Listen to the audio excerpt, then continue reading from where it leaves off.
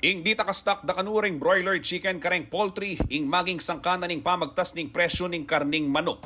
Ini po ing pisyag na ning United Broiler Raisers Association o UBRA kaya rin ang sinampa king 250 pesos per kilo ing presyo ning chicken meat king Metro Manila at 220 pesos naman kareng palengke Keti Pampanga.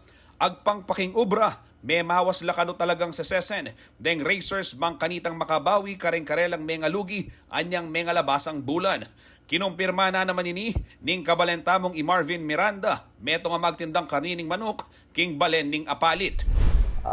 Sabi ra, mababa ka ng production rate na rin growers, deng integrators, deng commercial farms. Kasi, matasing feed cost, matasing sisi, chain reaction yan. Siyempre, manintunan la po.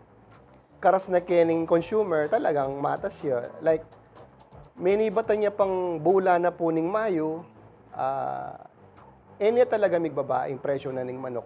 Pauli na nini, meritakla naman kanu, rin kayang suki asasali. Nung dati-rati kanu, miraras king 600 kilos na ning chicken meat. Ing karelang apipisali king metong ayaldo. Ngeni kanu, maswelo na la, dong apagisan da ing 260 kilos. Nasa da kanu di Miranda, magbalik ing presyo ning kada kilo ning karning manok king 150 pesos. Panamdaman panamdaman da naman din sasaliki kami.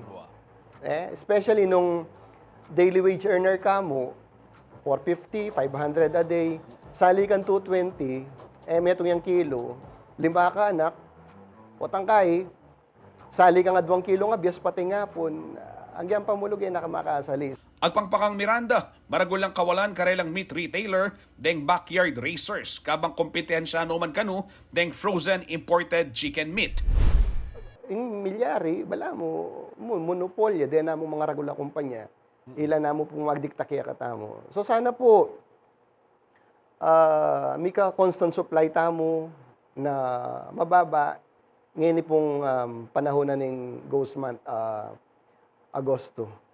Pakisabi na namang Miranda, anong malyari, pag-aralan na ng gobyerno, ing pamagpatupad price ceiling, keng karni, bang kanitang elam isasakitan, deng ke katamong kabalen. Nung ating price ceiling sana, although hanggang siguro kamunda ko rin growers na kanini ko yung Justin Nung ating sanang price ceiling, kay ba't mamonitor na ng gobyerno, bawa, in cost to produce mo is dinala niyang pesos, potang kay, pumatong kanditak para tubo.